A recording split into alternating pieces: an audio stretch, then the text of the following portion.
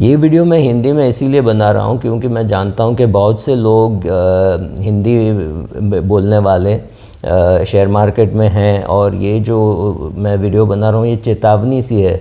क्या आपको निवेश करने के लिए पैसा कहीं से बोरो करना चाहिए, कहीं से आपको कर्ज़ लेना चाहिए निवेश करने के लिए?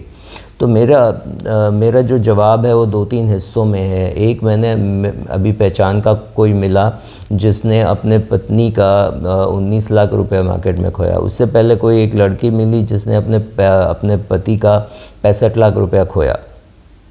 तो ये लोग हैं जो कहते हैं कि मैं शेयर मार्केट में शेयर हूँ, मैं आपके लिए निवेश करूँगा। तो उन्हीं के मतलब जिस बंदे ने जो सौदा किया है उसके बीवी के नाम से है, तो कोई ऑन पेपर कोई लोन वगैरह तो है नहीं, उसके बीवी के नाम से वो ट्रेडिंग कर रहा था और 19 लाख का नुकसान हुआ। ये 19 लाख उनके लिए बड़ी रकम है क्या? हाँ, क्योंकि वो अभी रिटायर हुई हैं और 1,78,00,000 की उनकी पूंजी उनको मिली है। उसमें से अगर 19 लाख रुपए चले गए, मतलब 10% चले गए, 10% अगर आप खो सकते हो तो ये ठीक नहीं है, क्योंकि वो पैसा जो है वो अगले 30-40 साल तक चलना है, राइट? तो ये नुकसान आप नहीं कर सकते। तो आप किसी अपने पत्नी के, अपने पिताजी के, अपने भाई बहन के, अपने कोई रिश्तेदार के पैसे से आप शेयर मार्केट में नहीं लगाएं, क्योंकि आप अगर अपना पैसा लगाते हैं तो उसका कोई आपको जवाब नहीं देना होगा। लेकिन इसमें आपको जवाब देना होगा, या तो वो बंदा बहुत दुखी हो जाएगा, किसी ने आत्महत्या कर ली क्योंकि आपने नुकसान किया, या तो आपको आत्महत्या करने की नौबत आ जाएगी। तो बोरो करके, मतलब कर्ज लेकर के निवेश करना मैं तो मानता ही नहीं हूँ कि करना चाहिए। और किसी और का पैसा मैनेज करें, और का पैसा मैं खुद मैनेज करूँ, ये ठीक नहीं है। और अगर ये आपको करना है तो आपको जाकर के सेबी में रजिस्टर करके पोर्टफोलियो एडवाइज़र बन के तो करना है, नहीं तो ऐसे ही मत देना।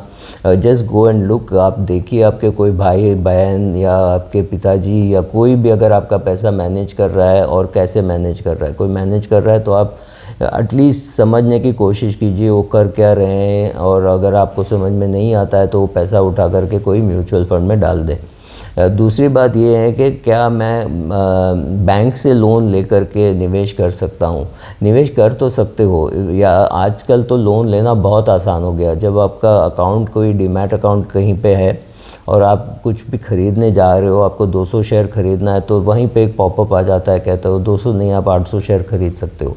मतलब आपको वो लोन दे रहे हैं ताकि आपका सौदा उससे बड़ा हो। जैसे आप कार, मैंने कहा इतना नुकसान तुम ले चुके हो, 50 लाख 60 लाख के नुकसान या करोड़ रुपए के नुकसान ले चुके हो, तुम्हारी पूंजी 2-3 करोड़ है, अब भी तुम मुफ्त में ऐसे टेलीविज़न शो पे एडवाइस लेकर के निवेश करोगे, ये सही नहीं है। पहले एक एडवाइज़र ढूंढो और वो एडवाइज़र से पूछो कि क्या करना चाहिए। आपको तो शेयर मार्केट में होना ही नहीं चाहिए, क्योंकि आपने 300 रुपये में येस बैंक ख़रीद के कुछ 200 रुपये में पूछ रहा था, क्या मैं एवरेज कर सकता हूँ? तो अगर ऐसे लोग हैं जो खुद के पैसे की ऐसे हालत कर सकते हैं, आप सोचिए अगर आपने आपके बेटे को दे दिया और आपके बेटे ने आपका 3 करोड़ को 2 करोड़ कर दिया, मतलब 1 करोड़ का नुकसान कर लिया, मतलब आपको फिर से नौकरी करनी पड़ेगी, राइट? सो वो एक जोखम है।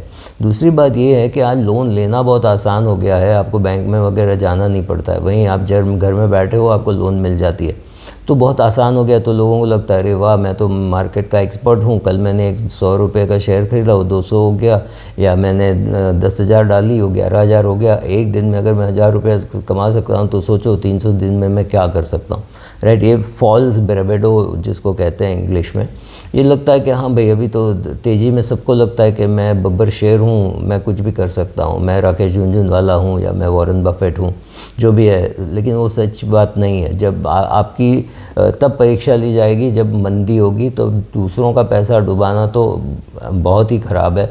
अगर बैंक से आपको समझिए आपके पास 20,000 रुपये और बैंक ने आपको 2 लाख रुपये दे दिया, तो अपने 2,20,000 का सौदा किया, खुदा न खास्ता वो 2,20,000 हो गया शून्य, तो आपका नुकसान अभी 2,20,000 है, क्योंकि आपके 20,000 तो अपने थे वो तो गए, और जो 2 लाख आपने बैंक से लिया है वो आपको चुकाना पड़ेगा। अच्छा, चुकाना क्या पड़ेगा? बैंक के पास तो आपकी पूरी सब शेयर्स गिरवी हैं, तो उसमें से कोई एक चीज़ उठा के वो बेच देगा और उसका 2 लाख वो वसूल कर लेगा।